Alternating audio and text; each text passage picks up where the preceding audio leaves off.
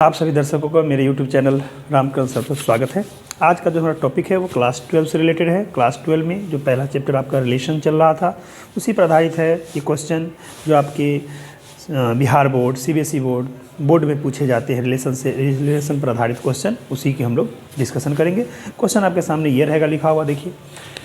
Late A equal to दिया हुआ है सेट के रूप में 1 2 3 4 5 6 7 8 9, यानी ए का वैल्यू दिया हुआ है 1 2 3 4 5 6 7 8 9 and R be a relation in A cross A defined by A B order pair related to C D order pair if and only if. Sign को हम लोग क्या पढ़ते हैं? If and only if. If and only if गौर कीजिएगा, इस order pair का फर्स्ट लेटर को इसके लास्ट लेटर डी से ऐड करना है तो क्या लिखेंगे? ए प्लस डी, और इसके सेकेंड लेटर को इसके फर्स्ट लेटर सी से, यानी इसके बी को सी से ऐड करना है।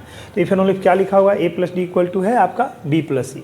For all order pair A B and order pair C D जो होगा वो कहाँ बिलोंग्स करेगा? ए क्रॉस ए बी, क्योंकि ऑर्डर पेयर है तो A cross A B belongs करेगा। अब हमें प्रूफ करना है कि prove that R is an equivalence relation. तो हमको आर को क्या दिखाना है? इक्विवेलेंस रिलेशन आपको दिखाना है कि आर क्या होगा? इक्विवेलेंस रिलेशन होगा। उसके बाद एक पार्ट और इसमें जुड़ा हुआ है, जान लीजिए कि also obtain the equivalence class determined by 2 5। ये इक्विवेलेंस क्लास क्या होता है? हम इक्विवेलेंस क्लास के बारे में पहले जान ले कि अगर आर कोई इक्विवेलेंस रिलेशन है और स्मॉल ए अगर मान लीजिए सेट ए में बिलोंग्स करता है तो वैसा ऑर्डर पेयर ए बी में जो कि ए से रिलेटेड होगा, मतलब स्मॉल ए से जो रिलेशन रखता होगा उसको हम स्मॉल ए का इक्विवेलेंस क्लास बोलते हैं। उसको हमेशा हम लोग बिग ब्रैकेट ऐसे दिखाते हैं, यानी इक्विवेलेंस क्लास ऑफ ए का परिभाषा आपको ऐसे आता है कि ये बी होगा belongs to A such that A B order pair जो होगा वो बिलोंग्स करेगा आर में। A B order pair belongs to R, इस तरह से, मतलब उससे जो रिलेटेड रखेगा, या B belongs to A such that A B belongs to R, A B का ऑर्डर पेयर आर में होना चाहिए। तो वो आपका इक्विवेलेंस क्लास का डिफिनीशन, इक्विवेलेंस क्लास को इस तरह से हम लोग नोटेट करेंगे, देखेंगे सवाल में आई। सबसे पहले तो हम सवाल को समझ लेते हैं। सवाल कहा कि सेट ए दिया हुआ है, आप देख पा रहे हैं सेट ए में कंटिन्यू 1 से लेकर 9 तक नंबर है, नेचुरल नंबर दिया हुआ है, यानी 1 से लेकर 9 तक। और आर कहता है बी रिलेशन है in A cross A defined by A B order pair related, इसको हम पढ़ेंगे order pair A B related to C D if and only A plus D equal to B plus C for all order pair A B and order pair C D belongs to A cross A. हमें proof करके दिखाना है R is equivalence relation होगा on set मतलब A पर। तो आइए सबसे पहले हम इस इक्विवेलेंस रिलेशन को दिखाते हैं, कैसे करेंगे सो देखिए। सबसे पहले हम लोग यहाँ से सॉल्यूशन लिखेंगे और कहेंगे कि हियर जो हमारा आर है उसको हम ऐसे लिख लेते हैं कि order pair A B related to order pair C D if and only if, यहाँ से A plus D equal to होगा B plus C for all का साइन है, for all A B order pair and यहाँ से हम कहेंगे C D जो ऑर्डर पेयर है वो बिलोंग्स करता है ए क्रॉस ए में। ठीक है, ये दे दिया है, कोई दिक्कत नहीं। इस बात को आप इक्विवेलेंस क्लास को भी हटा देते हैं ताकि आपको बाद में फिर हम लोग ले आएंगे इसको। चलिए, तो यहाँ से हम देख पा रहे हैं हमारा ये रिलेशन डिफाइंड है R order pair A B related to C D. इतना प्रूफ क्या करना है सो देखिए, हमें कहेंगे यहाँ से कि टू प्रूव डैट, यानी हमें प्रूफ करके बताना है टू प्रूव डैट कि R is an equivalence relation on set A, यानी सेट ए पर ये आपका इक्विवेलेंस रिलेशन इसको दिखाना है। राइट, सबसे पहले जानते हैं आप लोग, पिछले क्लास में पिछले वीडियो में भी हम लोग देख चुके हैं। अगर आप पिछला वीडियो नहीं देखे हैं तो आपको आई बटन पर उसका लिंक मिल जाएगा, वहाँ पर जाके आप देख सकते हैं। ठीक है, आई तो हम यहाँ पर इक्विवेलेंस रिलेशन दिखाने के लिए क्या क्या करना पड़ता है आपको पहले से पता है कि इक्विवेलेंस रिलेशन दिखाने के लिए हमें उस आर को रिफ्लेक्सिव दिखाना पड़ेगा, फिर क्या दिखाना पड़ेगा? सिमेट्रिक, फिर क्या दिखाना पड़ेगा? ट्रांजिटिव। अगर हमें तीनों प्रोसेस यानी रिफ्लेक्सिव दिखा देंगे, सिमेट्रिक दिखा देंगे और ट्रांजिटिव दिखा देंगे तो हम बोल सकते हैं कि मेरा जो आर है वो क्या है? इक्विवेलेंस रिलेशन है। ठीक है, तो आइए बारी बारी से हम दिखाते हैं। सबसे पहले हम आर को ले चलते हैं किसके लिए? रिफ्लेक्सिव के लिए। अब हम यहाँ पर लिखते हैं नाउ नंबर 1 पहला सोचना है कि हमारा ए बी का ऑर्डर पेयर का रिलेशन ए बी से होना चाहिए। तो हम यहाँ पर कहेंगे, यहाँ ए बी एक सेट ए में बिलोंग्स करता है तो हम लोग लेट कर लेते हैं कि लेट ए बी का जो ऑर्डर पेयर है वो बिलोंग्स करता है ए क्रॉस ए। मान लेते हैं कि हमारा ए बी का ऑर्डर पेयर कहाँ बिलोंग्स करता है, ए क्रॉस ए में। ठीक, तो ये इम्प्लाइज करेगा यहाँ से कि that implies A B belongs करेगा सेट ए में। सेट ए से लिए है, इसमें ए से ले लिए। अब आइए, अब हम यहाँ से कहेंगे ए बी हम इसमें ले लिए सेट ए में, यहाँ से डेट इम्प्लाई। अब हम थिंकिंग करते हैं यहाँ पर कि हमें लाना क्या है। हमें लाना है उद्देश्य कि ए बी का ऑर्डर पेयर रिलेटेड होगा ए बी से।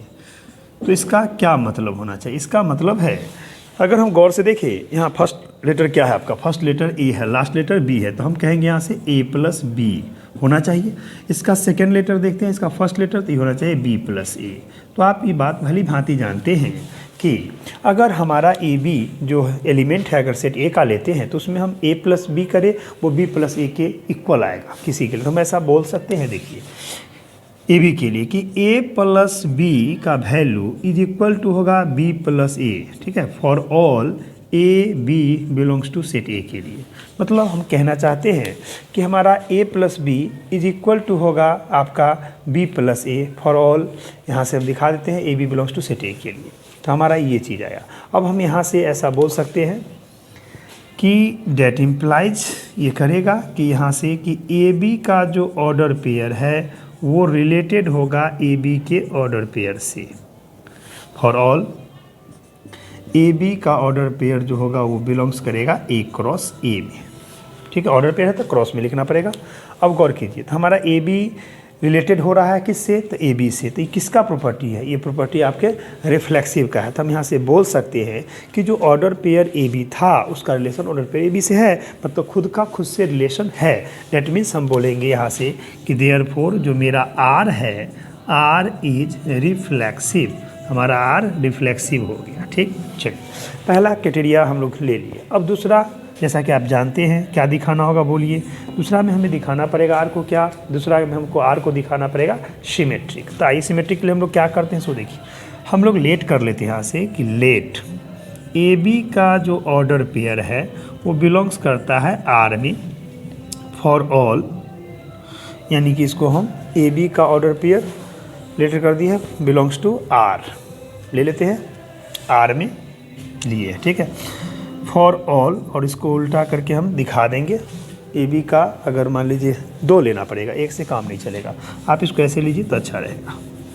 देखिए क्योंकि ऑर्डर पेयर है तो यहाँ से लीजिए कि A B order pair related है सी डी के ऑर्डर पेयर से। ठीक है, for all order pair A B and order pair C D जो होगा वो बिलोंग्स करेगा ए क्रॉस ए में, दोनों अलग अलग ए क्रॉस ए में। ये मेरा हमने लेट किया है कि A B order pair related to C D order pair.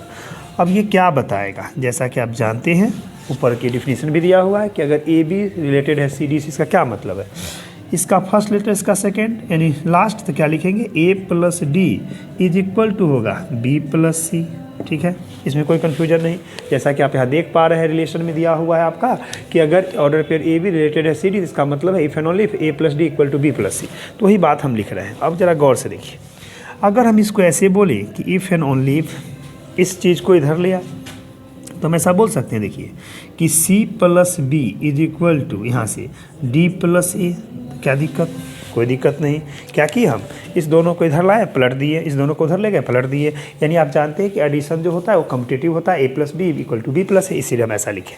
अब आइए, अगर यहाँ से हम कहना चाहते हैं इफ़ एंड ओनली इफ हमारा सी और डी, तो पहला ऑर्डर पेयर हम कहें कि सी डी का जो ऑर्डर पेयर है वो रिलेटेड हो रहा है यहाँ से इसके, तो आपके बी सी डी का ऑर्डर पेयर रिलेटेड हो रहा है ए बी के, तो ऑर्डर पेयर ए बी ऐसा लिख सकते हैं। ऐसा अगर करेंगे तो क्या आएगा, देखिए सी प्लस आपका आ जाएगा यहाँ से बी और यहाँ से हो जाएगा डी प्लस ए, दोनों को ऐड करके लिख सकते हैं। ठीक है, तो ये किस प्रॉब्लम हमने क्या लेट किया था, A B order pair related है सी डी ऑर्डर पेयर, और हम दिखा क्या रहे हैं कि C D order pair related है ए बी ऑर्डर पेयर से। ठीक है, तो हम कह सकते हैं फॉर ऑल यहाँ से ए बी का ऑर्डर पेयर, ठीक है, और एंड हम दे देते हैं एंड यहाँ से सी डी का ऑर्डर पेयर बिलोंग्स कर रहा है ए क्रॉस ए में। तो हमने क्या लेट किया था, A B order pair related to C D, और हम दिखा क्या रहे हैं, दिखा रहे हैं C D order pair related to A B. ये किसका प्रॉपर्टी, ये प्रॉपर्टी है सिमेट्री का। तो हम बोल सकते हैं यहाँ से कि देयरफॉर हमारा जो आर है, आर इज सीमेट्रिक, ये हमारा आर सीमेट्रिक हो गया, सीमेट्रिक। चलिए 2 प्रॉपर्टी हो गया। अब हम तीसरा प्रॉपर्टी की ओर बढ़ते हैं। देखिए तीसरा प्रॉपर्टी में हमें क्या दिखाना है, तीसरा में हमें उसको ट्रांजिटिव दिखाना है। आइए हम इसको ट्रांजिटिव दिखा देते हैं। ट्रांजिटिव के लिए क्या करना पड़ेगा, आइए देखते हैं। यहाँ से हम ले चलते हैं इसको ट्रांजिटिव के लिए। तीसरा प्रॉपर्टी जो आपको जानना है ट्रांजिटिव के लिए, ध्यान दें। ट्रांजिटिव में क्या करना पड़ेगा, पहला order pair A B related to C D लेना पड़ेगा, यहाँ पर सी डी लास्ट की, और दूसरा फिर क्या लेना पड़ेगा, C D order pair related to E F order pair. तो हम ऐसे लेट कर लेते हैं, देखिए कि लेट यहाँ से कि ए बी जो ऑर्डर पेयर है वो रिलेटेड होगा, हम कहेंगे ए बी जो ऑर्डर पेयर है वो रिलेटेड है सी डी ऑर्डर पेयर से, ठीक है। एंड फिर सी डी जो ऑर्डर पेयर है वो रिलेटेड है ई एफ ऑर्डर पेयर से। फॉर ऑल हम कह सकते हैं कि A B order pair comma C D order pair comma E F order pair जो हुआ ये बिलोंग्स करेगा A cross A B. A cross A से हम इसको सेलेक्ट किए, ठीक है। अब आइए डिफिनीशन पर हम गौर फरमाते हैं। अगर A B related C D, इसका क्या मतलब, इसका मतलब होगा यहाँ से लिखेंगे if and only if first और लास्ट का एड यानी ए प्लस डी, इसके सेकेंड इसके फर्स्ट का यानी बी प्लस सी होगा। एंड यहाँ से देखें सी डी रिलेटेड किससे है, तो आपका ई एफ से है। इसका क्या मतलब, इसका मतलब होगा यहाँ से C plus F equal to होगा डी प्लस ई, ठीक है। मतलब ध्यान रखना है इसका फर्स्ट एलिमेंट को इसके लास्ट से ऐड करना है, तो हमने ए प्लस डी लिखा, इसके सेकेंड एलिमेंट को इसके फर्स्ट से तो बी प्लस सी। वही काम यहाँ पर भी कीजिए आप लोग, इसका फर्स्ट एलिमेंट सी को इसके फर्स्ट एलिमेंट एफ से ऐड किए, इसके सेकेंड को इसके फर्स्ट से डी प्लस है दिया हुआ। अब आइए जरा गौर से देखिए, हमारे पास 2 इक्वेशन दिया हुआ है, पहला A plus D equal to B plus C and दूसरा C plus F equal to D plus E. अगर हम इस दोनों को आपस में करस्पॉन्डिंगली जोड़ते हैं, ऐड करते हैं, तो क्या होगा, इसके लेफ्ट में इसका लेफ्ट ऐड होगा, इसके राइट में इसका राइट ऐड होगा। तो चलिए हम लोग ऐड कर लेते हैं, डायरेक्ट लिखते हैं A plus D plus C plus F, मतलब इसका राइट लेफ्ट इसका लेफ्ट ऐड कर लिए। इधर देखिए इसका राइट क्या है बी प्लस सी, इसका राइट क्या है डी प्लस ई, हम ऐड कर दिए, ठीक है। अब जरा देखिए दोनों में क्या कुछ कॉमन है जो कटेगा, देखिए इसका डी पॉजिटिव इधर भी और डी पॉजिटिव कट गया, इसका देखिए सी यहाँ से इसके सी से सी कट गया। फाइनली आप अगर गौर से देखेंगे तो क्या बचता है, हमारे सामने बचता है यहाँ से A plus F is equal to इसका बचेगा बी प्लस ई, ठीक है। अब इसमें ज़रा गौर से देखिए हमारा ऑर्डर पेयर पहला क्या बन रहा है ए का बी के साथ, तो हम ऐसा लिख सकते हैं, यहाँ से ब्रैकेट ना दे कोई दिक्कत नहीं। अब आइए तो हम यहाँ से कह सकते हैं if and only if A B का जो ऑर्डर पेयर है वो रिलेटेड हो रहा है ई एफ के ऑर्डर पेयर से। For all A B order pair comma C D order pair comma और ई एफ ऑर्डर पेयर ये बिलोंग्स करेगा ए क्रॉस ए के लिए। अब जरा देखिए हम कहना चाहते हैं अगर ए का इसके लास्ट से तो ए प्लस है, बी का ई से तो बी प्लस ई, तो आ गया। हम क्या लेट किए थे, हम लोग लेट किए थे order pair A B relation रखता है सी डी से, यानी A B order pair related to C D, और वहाँ लिए थे C D order pair related to E F. दोनों में क्या कॉमन है, दोनों में कॉमन है आपका सी डी को हम हटा देते हैं, तो हमारा ए बी का रिलेशन ई एफ से दिखाना था, हम दिखा दिए कि A B is related to E F आ गया। ये किसका प्रॉपर्टी, ये प्रॉपर्टी है आपके ट्रांजिटिव का। तो हम बोल सकते हैं यहाँ से कि therefore R is transitive, transitive R आपका ट्रांजिटिव हुआ। अब जरा गौर से देखिए फर्स्ट केस में हमने क्या दिखाया, फर्स्ट में आर रिफ्लेक्सिव, सेकेंड में आर सिमेट्रिक और थर्ड में आर ट्रांजिटिव। तो हम ऐसा बोल सकते हैं thus R is reflexive, reflexive comma symmetric, symmetric and transitive, transitive आपका रिफ्लेक्सिव सिमेट्रिक एंड ट्रांजिटिव हुआ, ठीक है। अब आप जानते हैं कि मेरा जो आर है वो रिफ्लेक्सिव हुआ, सिमेट्रिक हुआ एंड ट्रांजिटिव, तो हम कह सकते हैं हेंस देखिए hence R is an equivalence relation on set A. इस तरह से ये पार्ट प्रूव्ड हो गया, ठीक है। तो हमारा ये पार्ट यानी पहला पार्ट जो है लेट ए इक्वल टू जो दिया हुआ था इक्विवेलेंस रिलेशन उसको प्रूफ कर दिए, ठीक है। अब हमको यहाँ पर एक पार्ट इसमें सवाल कहता है कि हमारा 2 और 5 ऑर्डर पे का इक्विवेलेंस क्लास निकालना है। तो हम लोग इसको यहाँ पर देख लेते हैं, या इसको हम इस तरह से देख सकते हैं। देखिए, अगर हम कहें इक्विवेलेंस क्लास 2 5 इक्वल टू, तो क्या लिखेंगे, इसमें हम लिख देंगे इसको इस तरह से A B order pair A B such that होगा यहाँ से कि 2 5 order pair related to A B order pair, इस तरह से हम लोग लिख देंगे। इसका क्या मतलब होगा, इसका मतलब होगा कि अगर हम इसको आगे बढ़ाएं तो इस तरह से लिखते हैं order pair A B such that. अब बताइए, जैसा कि आप यहाँ देखे थे हम क्या करते थे, फर्स्ट को लास्ट से ऐड करते थे। तो हमारा फर्स्ट क्या है, 2 को हम किस में ऐड करेंगे, 2 को हम b के साथ ऐड करेंगे। तो लिखेंगे यहाँ से 2 + b इज इक्वल टू, इसके 5 को a से, तो क्या लिखेंगे 5 + a, इस तरह से बंद कर देंगे। अब यहाँ से एक रिलेशन हमें जनरेट होके आएगा, देखिए इस तरह से क्या आएगा, ऑर्डर पेयर ए बी होगा सच डैट, यहाँ से हम लिखेंगे कि b इक्वल टू आपका b इज इक्वल टू हो जाएगा 5 में से 2 गया था 3 + a, ये प्राप्त होगा। इसको मिडिल ब्रैकेट में क्लोज कर दें। अब बताइए, इसमें अगर ऑर्डर पेयर लिखा जाए तो क्या क्या आएगा, a का वैल्यू हम यहाँ से सिलेक्ट करते हैं। मान लीजिए a का वैल्यू 1 डालेंगे तो क्या आ जाएगा 1 और 3 तो 4, तो पहला ऑर्डर पेयर हो जाएगा 1, 4। चलिए नेक्स्ट, अब हम a का वैल्यू 2 लेते हैं तो 2 और 3 कितना हुआ 5, तो इसका इक्विवेलेंस क्लास हो जाएगा 2, 5। इसी तरह से मान लीजिए हम a का वैल्यू 3 लेते हैं तो 3 और प्लस वो 3 कितना होगा, 3 और 3 6 हो जाएगा, तो ये 6 हो जाएगा। उसी तरह से अगर हम 4 लेते हैं तो कितना होगा 4 और 3 7, तो ये 7 हो जाएगा।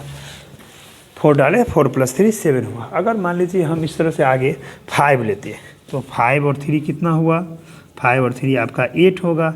इस तरह से आगे बढ़ेंगे। नेक्स्ट, अगर मान लीजिए नेक्स्ट अगर हम यहाँ से 5 के बाद 6 ले लेते हैं तो आपका 6, 9, बस यहीं पर आके रुकेगा। या कैसे रुकेगा, क्योंकि अगला अगर नेक्स्ट अगर 7 लेते हैं तो 7 + 3 कितना हो जाएगा 10। आप जानते हैं कि सेट ए में 10 नहीं है, कहाँ तक है 9 तक है, तो मैक्सिमम हम ए का वैल्यू 6 तक लेंगे। 6 + 3 9 आता है। अगर 7 लेंगे तो 7 + 3 कितना होता है 10, जो कि संभव है नहीं, उसमें दिया नहीं है। तो यही आपका इक्विवेलेंस क्लास है। तो यहाँ से बोल सकते हैं कि देयरफॉर इक्विवेलेंस क्लास जो मेरा बना 2 5 का वो यही बना। फाइनल आंसर में आपका ये आ गया इक्विवेलेंस क्लास में। इक्विवेलेंस क्लास में क्या क्या आया देख लेंगे फिर से। 1 4 है आपका, ठीक है, 2 5 है, उसका 3 6 है, उसके बाद आपका 4 7 है, उसके बाद 5 8 है और 6 9 है। और 7 10 क्यों नहीं हुआ, 7 तो है बट 10 आप जानते हैं कि सेट ए में बिलोंग्स नहीं करता है। तो हम वही ऑर्डर पेयर लेंगे जो हमें A क्रॉस A का सबसेट होना चाहिए। तो उसमें 10 तो आएगा नहीं, इसलिए आपको लास्ट A का वैल्यू 6 तक लेंगे। इस तरह से आपने ये क्वेश्चन देखा। ये बोर्ड में CBSE बोर्ड, बिहार बोर्ड, दोनों बोर्ड में कितना बार पूछा जा चुका है, ठीक है। इसलिए इस क्वेश्चन को आप अच्छा से देख लें और प्रैक्टिस कर लें, ठीक है, आपको काम आ जाएगा। और पूरे रिलेशन और फंक्शन को अच्छी तरह से आपके पास जो भी बुक है बनाइए, चाहे वो आपके पास आर्य सवाल है, RD शर्मा है, NCERT है, स्टूडेंट फ्रेंड्स का है, KC सिन्हा का है, जो भी किताब है उसको बनाइए रिलेशन को क्लास 12 को। और जो भी दिक्कत आता है उसको हमें कमेंट बॉक्स में ज़रूर लिख के बताएं कि सर ये क्वेश्चन नहीं बनता है, उस पर हम वीडियो बना के आपको बना के डाल देंगे ताकि आपको कोई दिक्कत ना हो एग्ज़ाम में। अब जस्ट आने वाला समय में 12 का एग्ज़ाम होने वाला है, तो उसमें आपका रिलेशन अगर अच्छा से रहेगा तो एक क्वेश्चन ज़रूर पूछेगा। लॉन्ग टाइप क्वेश्चन पूछा जाता है, लॉन्ग क्वेश्चन है, ठीक है। पूरा क्वेश्चन आपका कम से कम 5 से 6 मार्क्स का पूछा जाता है, इसलिए इसको थोड़ा लिख के अच्छा से प्रैक्टिस कर लेंगे।